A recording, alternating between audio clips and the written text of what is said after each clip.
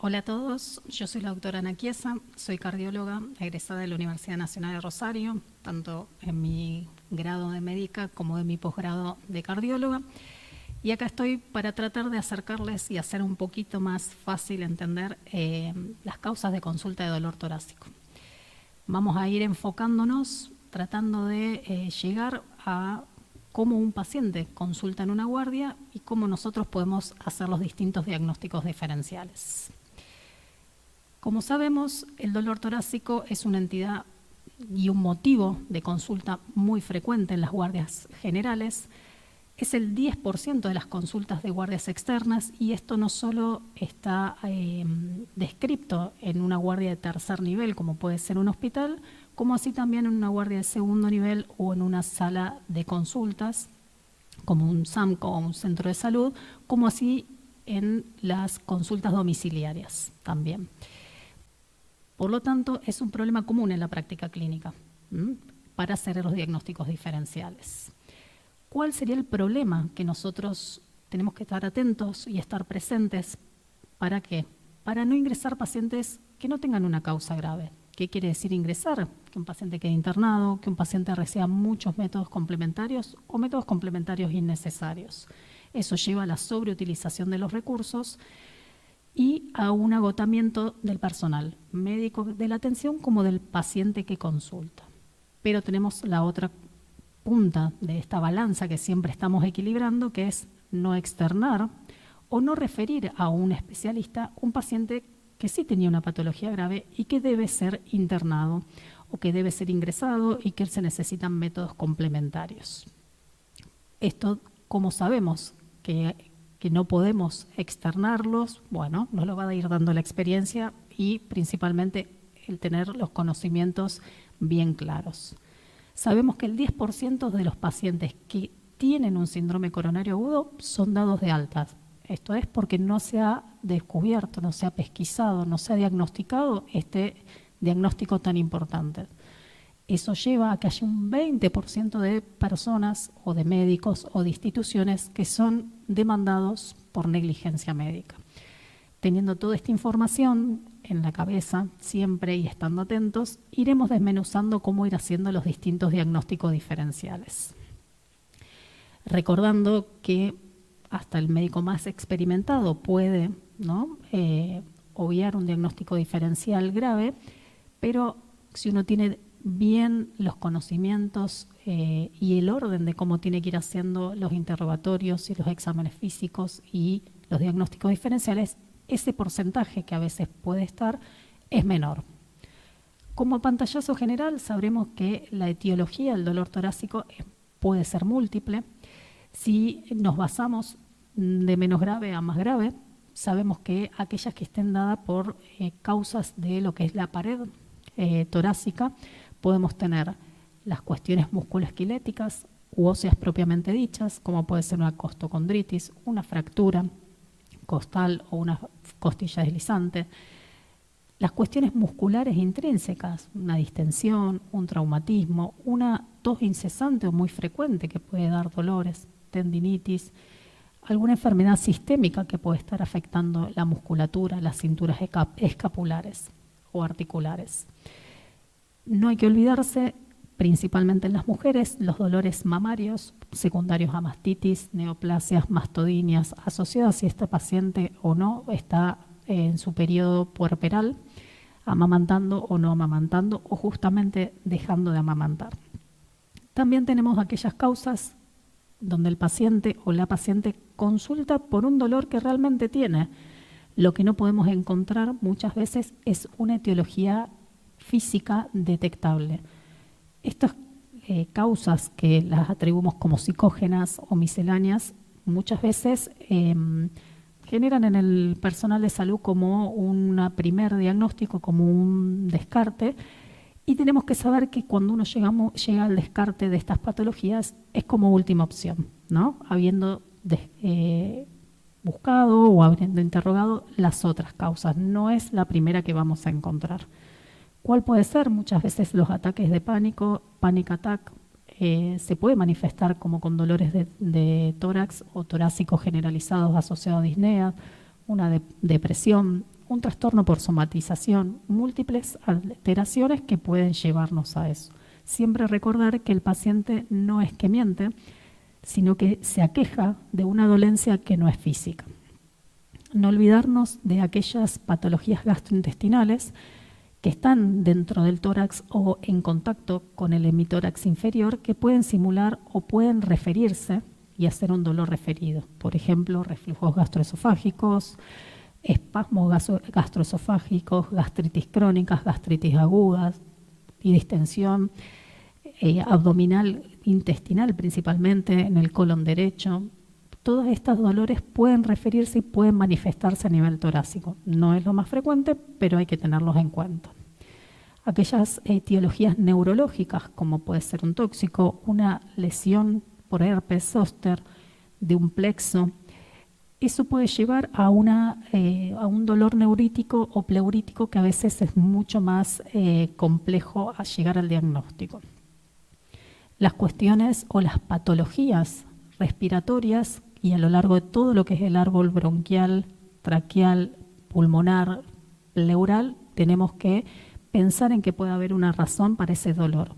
Una traqueobronquitis, una mediastinitis, tumores o patologías, pleuresías, neumotórax, tromboembolismo pulmonar, distintas cuestiones que pueden llevarnos a que ese dolor se manifieste como un dolor torácico, pero su origen no sea cardíaco, que es el que vamos a detenernos finalmente. Y dentro de las patologías cardiovasculares que el paciente puede consultar o puede no consultar, pero nosotros debemos tenerlo en cuenta en nuestros diagnósticos diferenciales, vamos a principalmente dividirla en dos cuestiones: aquellos que el dolor es de etiología isquémica o sospecha de etiología isquémica y aquel que es no isquémica. De las cardiovasculares isquémicas, siempre pensar en las coronariopatías, son lesiones por aterosclerosis, también puede haber por vasculitis, por disección, alteraciones de lo que se llama la angina vasoespástica, después vamos a ver eso, embolias. Y de las no isquémicas podemos tener lo que es el tromboembolismo pulmonar como patología inicial, muy simulador de otras lesiones o de otros síntomas, la disección aórtica, una miocarditis, una pericarditis, ambos componentes juntos, miopericarditis, perdón, una ruptura de una cuerda tendinosa, una insuficiencia aórtica o una insuficiencia valvular aguda. Con este panorama, como sabremos, hay múltiples causas de dolor torácico, pero nosotros, como habíamos visto en una de las primeras diapositivas, siempre tenemos que saber que no podemos mandar a su casa un paciente con una patología grave, ni es necesario ingresar a todos los pacientes porque la mayoría van a ser dolencias no graves. Volvemos a este esquema donde tenemos bien diferenciado el dolor torácico de origen cardíaco y no cardíaco. Del cardíaco lo subdividimos en origen isquémico y no isquémico, y del no cardíaco vamos a ir a pensar de forma ordenada cuáles son los órganos o los sistemas que están involucrados o que pueden estar involucrados en esta región torácica. ¿Qué es lo más importante en este diagnóstico que nosotros vamos a arribar o queremos arribar? Generalmente nosotros, o quiero que ustedes se lleven, es que la prioridad es a diferenciar dos cuestiones: o una causa potencialmente letal o una causa banal, pero que son de las más frecuentes. Por lo tanto, vamos a ir recorriendo a lo largo de este seminario las distintas signos, síntomas que van a ir llevándonos a torcer nuestra balanza hacia un lado de la banalidad o hacia el lado de una causa potencialmente fatal. ¿Cuáles son aquellas cuestiones que el paciente o la paciente puede referirme y que yo tengo que pensar que probablemente me lleva a pensar que es algo más banal? Que este dolor por el que consulta sea punzante o puntiforme, que muchas veces se llama finger pain, que quiere decir dolor a punta de dedo, que sea en el hemiabdomen inferior o que se irradia a las extremidades inferiores, que el dolor sea menor a 1 minuto, que sea migratriz, que vaya y que venga, que aumente con la palpación, donde se toca le duele o si se toca mejora, que la respiración empeore mejore o modifique esta característica, que lo haga la tos, los cambios de posición, los movimientos de los miembros superiores. Eso nos va a llevar a pensar que no va a ser tan grave lo que está consultando el paciente. ¿Quiere decir que no tiene nada? No. Quiere decir que no es un signo de alarma como son los que vamos a ver ahora. ¿Cuáles son los signos de alarma? Esa intensidad súbita y de 10 para 10 que uno dice, ¿no? Esa intensidad máxima que se acompaña de otros síntomas que yo puedo pensar que son de características cardiovasculares o que me dan gravedad, como es un mareo, las palpitaciones, el síncope, la disnea o los síntomas neurovegetativos, que vamos a ver después. Que aparte de estas sensaciones y estos signos y estos síntomas, se me acompañe de alteraciones en el aspecto general del paciente.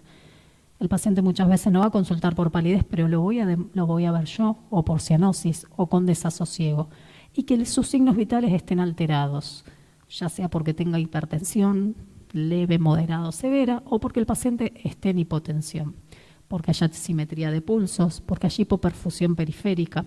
Eso me va a llevar a mí, que aunque no tenga un diagnóstico etiológico, me va a hablar de severidad, alarma y que ese paciente no se puede ir a su casa.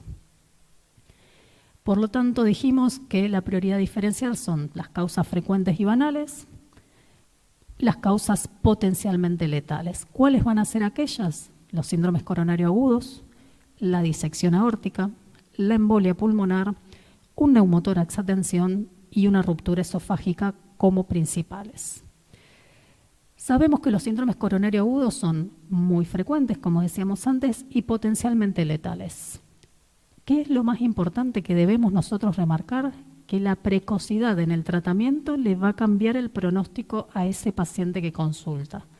Por lo tanto, si yo un rápido diagnóstico, probablemente pueda dar un rápido tratamiento orientado y etiológico. Y que el diagnóstico diferencial muchas veces es difícil en esas primeras horas, pero yo los voy a acompañar para que no sea tanto. Por lo tanto, vamos a ir viendo cómo vamos a ir orientándonos y priorizando esta evaluación. Como ustedes pueden ver, esto no lo podemos hacer, ir a ingresar, ¿no?, nuestra visión adentro del árbol coronario o arterial, tenemos que buscar otras cuestiones. ¿Qué vamos a hacer? Siempre la premisa es estabilización del paciente si corresponde. ¿Qué quiere decir eso? Que aquel paciente que sus signos vitales, que va a ser lo primordial que voy yo a tomar y a evaluar, estén estables. Una vez que está estable, yo voy a tomarme un tiempo para ir haciendo, ¿qué? Una historia clínica con un interrogatorio dirigido y un examen físico. Remarco que no nos puede llevar más de 10 minutos. ¿Por qué? Porque si yo estoy sospechando que este paciente, por las características de mi interrogatorio, puede tener un síndrome coronario agudo, automáticamente me voy a acordar de que el tiempo es miocardio y no puedo estar esperando ni interrogando 30, 40 minutos al paciente. Por lo tanto, sé que tengo que orientar hacia el interrogatorio y tengo que hacer rápidamente un examen físico. Luego de esto, si amerita y de acuerdo a cómo yo haya ido viendo, voy a ir agregando métodos complementarios. ¿Cuáles van a ser estos métodos complementarios? Inicialmente el electrocardiograma, que después veremos cómo se evalúa, no es el seminario. Radiografía de tórax en caso de que lo necesite, agregar un laboratorio, puedo hacer ecocardiograma transesofágico, transtorácico, tomografía de tórax. Iré viendo de acuerdo cómo se va orientando mis posibilidades diagnósticas. Por lo tanto, yo siempre voy a pensar en el síndrome coronario agudo o en los síndromes coronario agudos y cuáles van a ser mis premisas generales. El diagnóstico clínico, muy importante el interrogatorio. Pero ustedes dirán, doctora, no me puedo tomar más de 10 minutos para interrogarlo y hacerle el examen físico y el diagnóstico clínico me hace casi todo el diagnóstico. Bueno, sí, sé que este paciente puede estar afectándose su miocardio minuto que pase, minuto que su pronóstico puede ser peor. Por lo tanto, tengo que orientarme, tengo que ser ordenado y ordenada en el discurso y en el interrogatorio para poder arribar a ese diagnóstico clínico. Así que voy a interrogar sobre ANGOR o equivalentes de reposo, equivalentes isquémicos. Muchas veces el ANGOR típico no lo encuentro, no está, pero tengo equivalentes, como una disnea, como una opresión. El paciente no va a referir, tengo ANGOR, me oprime el pecho como una pata de elefante, como vemos en los libros, pero muchas veces hace características con sus manos, con sus gestos, y refiere parecido, y a nosotros eso nos sirve para hacer el diagnóstico.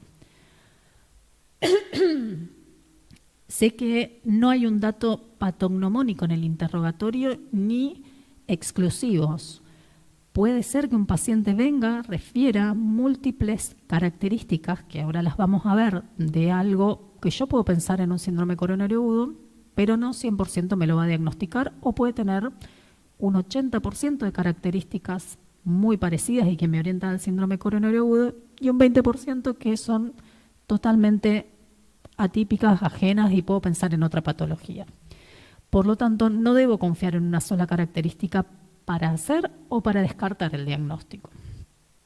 Muy importante, voy a remarcar esto porque en esos 10 minutos tengo que tener toda esta información, aparte del examen físico, como les decía, y vamos a ir viendo cuál es la caracterización de este ANGOR o de este dolor torácico que yo pienso que es orientado a un síndrome coronario agudo. La característica, la localización, la irradiación, las circunstancias de inicio o de fin, su velocidad de instauración, su intensidad, qué factores lo agravan o lo atenúan, la duración del mismo y los síntomas acompañantes. Les dije que los iba a acompañar en esto, así que vamos a ir viendo qué es lo que yo voy a priorizar. Dentro del carácter del ANGOR o de las características, yo puedo tener distintas cuestiones. Que pueda ser opresivo, me orienta mucho a que sea característica de ANGOR. Que sea urente, no me orienta tanto, pero no me va a alejar. Y si es punzante, como habíamos dicho antes, más banal parecería, o localizado a punta de dedo, yo pienso que es más raro. Muy importante, puede faltar esta característica tan significativa. ¿Por qué? Porque muchas veces yo tengo pacientes que asocian su dolor torácico y su patología cardiovascular con antecedentes que después vamos a ver, como puede ser un paciente diabético, donde puede tener neuropatías, donde puede tener un umbral del dolor muy alto, donde no lo manifieste de esta forma como opresivo, o donde pueda tener dificultades en transmitir esta cuestión, ya sea porque el dolor sea muy intenso o porque tiene distinto umbral o distinto léxico que el que estamos acostumbrados. De la localización y la irradiación, como ven en el dibujo de la derecha, esa es la zona que más se asocia al dolor torácico cardíaco, anginoso principalmente, que es esa irradiación bien precordial en todo el tórax, con algo que puede ser de irradiación a apex o a epigastrio e iniciarse, sino en el epigastrio e irradiar al tórax, ambos hombros, muchas veces ambos brazos, región interna, y lo que es la garganta y la base de los dientes o el maxilar inferior. Eso es muy característico. Muchas veces el paciente lo refiere como que le aprietan la garganta, y uno, si no va a interrogarlo y a decir se va para tal lado, se asocia tal o en tal lugar también, el paciente a veces, si el dolor es muy intenso a nivel torácico, no refiere el resto. Entonces uno tiene que ir a buscarlo, ¿no? ¿Qué es lo más importante también a tener en cuenta? Las circunstancias de inicio. ¿Cuándo va a iniciarse ese dolor torácico? Tengo que saber la fisiopatología, que es en aquel desbalance entre la oferta y la demanda de oxígeno. ¿Cuándo puede ser? Cuando ese paciente tiene o una obstrucción al flujo coronario, ya sea crónica, y aumento esa demanda, como puede ser en el ejercicio, o cuando un paciente tiene un flujo normal con una demanda habitual, pero rápidamente ese flujo se obstruye porque tengo, por ejemplo, una obstrucción aguda de una arteria coronaria. Por lo tanto, yo sé que voy a tener desbalance entre la oferta y la demanda. ¿Qué es característico del síndrome coronario agudo? Es que ese dolor, cuando el paciente hace un reposo, no cede. Puede mejorar parcialmente, pero no cede. Si el paciente refiere estas características que dijimos hasta el momento, con este dolor, ejemplo, andando en bicicleta, se baja de la bicicleta, frena, no hace nada y cede el dolor, puedo pensar que es un origen coronario, pero no un síndrome coronario agudo. Me puede dar un poco más de tiempo, puedo redireccionar, pero no síndrome coronario agudo. Ustedes lo que les tiene que quedar bien presente es que la persistencia del dolor en reposo es un signo de alarma. Como verán abajo, este desbalance entre la oferta y la demanda se puede dar por múltiples causas, desde un paciente que aumenta su demanda por un ejercicio. Un ejercicio puede ser físico, como puede ser un estrés emocional, ya sea por un paciente que esté o muy emocionado o muy enojado. Puede ser un paciente que esté comiendo nomás, haciendo mínimo esfuerzo habitual, el que hace siempre. El habitual puede ser de que trabaje o que esté mirando la tele, ¿no? O lo otro, y es muy importante tener en cuenta, el dolor que empieza durmiendo. Ese es el más grave. ¿Por qué? Porque el paciente no va a asociar nada, lo va a despertar el dolor. Acá la demanda de oxígeno es muchísimo menor que en las otras dos circunstancias, por lo tanto, seguro la obstrucción que se produjo es al flujo sanguíneo. ¿Qué otras características tenemos que tener en cuenta? Aquellos factores que agravan o atenúan, que fue como lo que hablamos recién, va a agravar todo aquello que aumente esa demanda de oxígeno, el ejercicio, cualquiera el que sea, las relaciones sexuales, la digestión, una emoción, el cigarrillo que disminuye, ¿no?, el transporte de oxígeno, pero no va a modificarse con la respiración, con la palpación, con tragar, con tomar agua, con moverse. ¿Qué va a disminuir, ¿no?, ese dolor? Porque me va a mejorar esa oferta y la demanda. Puede ser fármacos que yo administre, como puede ser el reposo en algún momento que disminuye la demanda, la nitroglicerina, que es un fármaco que va a mejorar, ¿no?, el flujo coronario, o en el caso de un paciente que tiene instaurado un infarto agudo de miocardio donde la obstrucción es total, solo voy a disminuir el dolor cuando yo vaya a hacer o la revascularización o pongo un analgésico, para tenerlo en cuenta. ¿Qué otra arista voy a ir a interrogar para ir poniendo, ¿no?, en esa balanza que yo quería tener, si se me orientaba a algo banal y a este paciente se puede ir de alta, o si se me orienta a algo más grave y tengo los signos de alarma? La velocidad de instalación.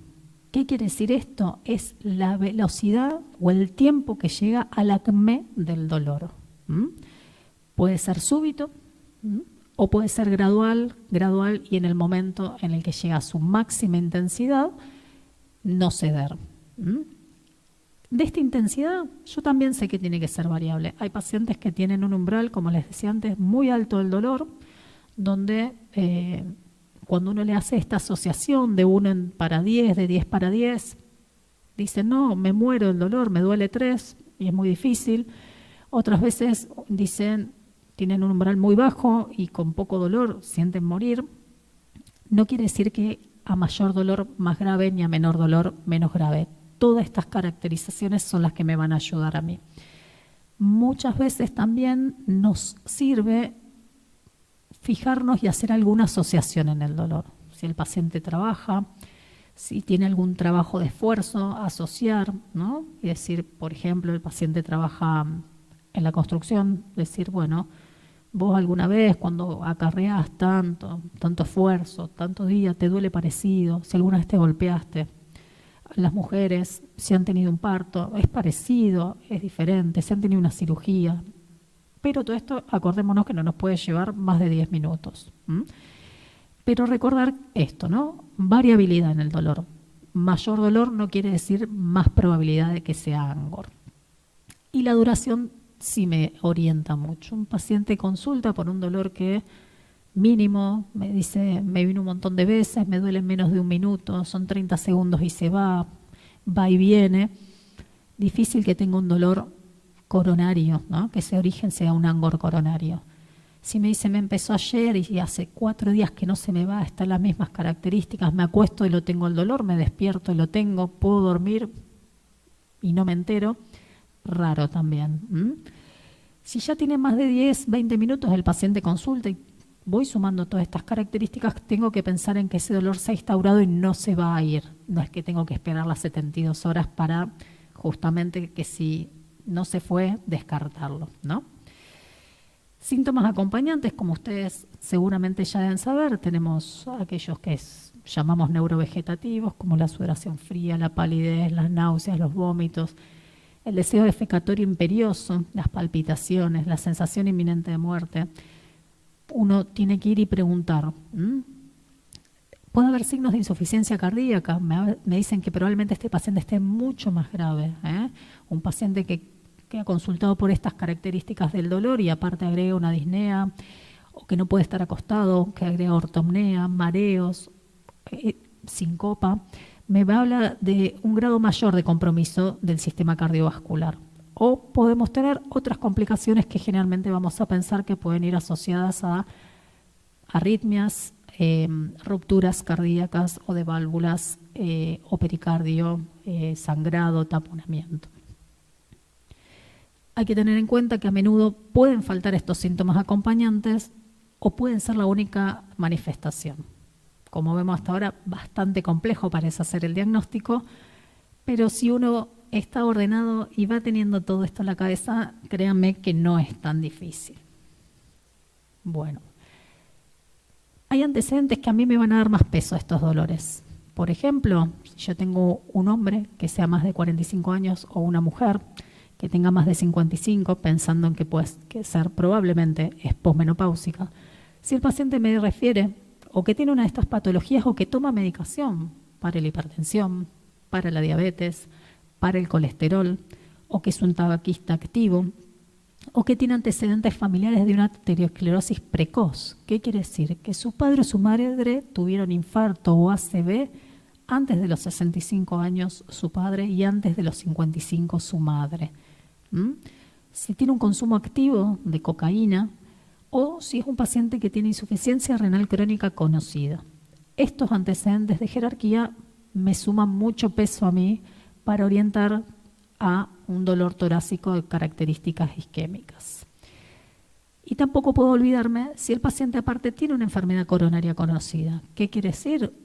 Puede venir el paciente, consultarme por cualquiera de estas características y que sea su primer consulta, pero hay pacientes que ya se conocen anginosos o cardiópatas previos y yo con poca información, con pocas preguntas puedo sacar mucha información. Que haya tenido cateterismos previos, que haya tenido angina previa, que haya estado internado previamente por un infarto, que tenga una cicatriz de la esternotomía que me hable de que se operó del corazón, o de una safenectomía, que son las venas que se sacan para hacer los bypass coronarios, o que yo sepa que tiene, por su relato, enfermedad periférica, que haya tenido una ACV, que tenga un foco neurológico, ¿no? Que me hable de que ese árbol coronario, ese árbol vascular también está enfermo y no es selectivo. Si yo tengo una enfermedad cerebral, arterial, carotidia o de las piernas, porque me habla de una claudicación intermitente, ¿por qué no lo voy a tener en la enfermedad coronaria si es el mismo árbol? ¿No es cierto? Al hacer el examen físico o al evaluar en los pulsos. Entonces, algún algoritmo como para que uno pueda inicialmente ver cómo puede orientarse, ¿no?, a este diagnóstico y, como dijimos antes, no externar al paciente con patologías graves ni ingresar patologías banales innecesariamente. Vamos a tener aquellos síntomas sugestivos de síndrome coronario agudo. No tiene ninguno, el diagnóstico no es cardíaco. Me voy a pensar que no es cardíaco. Tiene síntomas, pero que me orientan a una angina crónica que está estable, veremos. O puedo tener un síndrome coronario agudo, probable en el momento que consulte el paciente, o un síndrome coronario agudo definido. ¿Qué voy a hacer en cada una de las opciones? Si es no cardíaco el dolor, voy a hacer una interconsulta con otras especialidades. ¿Esa interconsulta debe ser aguda? Probablemente no. Que es esto que decíamos, no ingresar al paciente o no referir innecesariamente. Probablemente puede ser más crónico, que saque turnos, ¿no? Que no sea en el momento. Si pienso que la angina crónica es estable, puede consultar a su cardiólogo. Ustedes pues verán quién es, cuándo definimos que es estable la angina crónica, cuánto tiempo, qué características, ese umbral que me decía el paciente tiene que mantenerse, ¿no es cierto? Si pienso que el síndrome coronario es una causa muy posible, voy a hacer lo que se llama la UDP, que es unidad de dolor de pecho. ¿Qué quiere decir? Yo ese paciente no lo voy a mandar a su domicilio. Tampoco estoy segura que tenga un síndrome coronario agudo, pero las probabilidades son altas. Por lo tanto, se va a quedar en evaluación. ¿Qué hago yo en la unidad de dolor de pecho? Hago electrocardiograma, pido laboratorio específico como son tromboninas y de acuerdo a esas evaluaciones veré cómo voy siguiendo con el algoritmo, ya sea que sean positivos o negativos. Y en caso que el síndrome coronario agudo esté definido, tengo que ir a ver el electrocardiograma, pero no puedo olvidarme que en un síndrome coronario agudo definido por la clínica puedo tener un electrocardiograma normal. Por lo tanto, como siempre decimos, la clínica es soberana y no olvidar que el paciente, que es un porcentaje menor, tienen electrocardiograma normal o normal al ojo no experimentado. Tal vez ese mismo electrocardiograma al otro día, cuando el paciente ya está ingresado, se lo reevalúa o lo evalúa un ojo experimentado y lo que se ve es que sí tenía mínimas alteraciones. Entonces, nosotros en eso estar atentos. Después seguramente ustedes tendrán otro seminario donde veremos a aquel paciente que tiene un síndrome coronario agudo con supradesnivel, que eso se ve y es definido al momento, y sin supradesnivel del segmento ST. Pero saber que aquel que no tiene supradesnivel del segmento ST también puede ser un síndrome coronario agudo definido. ¿Cuál va a ser el tratamiento de este síndrome coronario agudo? Que ya lo tenemos definido y que es el tratamiento inicial. ¿Ok? Inicial, y esto, como volvíamos al principio, esto es el diagnóstico por arriba y el tratamiento inicial donde ustedes pueden estar en primera instancia. Un primer nivel, una consulta ambulatoria o domiciliaria en realidad, donde ustedes asisten a una consulta, donde les pueden decir, el paciente tiene tos y consulta por dolor torácico. Cuando llegan, después de que hicieron este recorrido, dicen, me parece que tiene un síndrome coronario agudo, o están en un segundo nivel o están en un tercer nivel. En cualquiera de los lugares, el tratamiento es el inicial hasta que veamos, ¿no? Como el último punto es derivar o que venga el especialista. Vamos a tener siempre, no sé si ustedes recuerdan, la mnemotecnia de Remona, inicialmente el reposo. ¿Eso qué quiere decir? Que yo al paciente no lo tengo caminando, que vaya al baño, que vaya al auto, guarde las cosas. En el momento que yo sospecho y hago casi el diagnóstico de un síndrome coronario agudo, parte del tratamiento es el reposo. Debe quedar el paciente acostado. Lo voy a ayudar con ese dolor, porque como dijimos antes, si ese dolor está instaurado, duele, no se va a ir porque esa obstrucción es aguda de esa coronaria. No lo estoy ayudando en que siga con el dolor, va a empeorar su tratamiento, todo su hipertensión si la tiene, su hipotensión en caso de que esté más hipotenso. Yo necesito que esté lo más confortable posible hasta que le hago la terapéutica específica. Los nitritos, como dijimos antes, puede ser la nitroglicerina o nitritos sublinguales.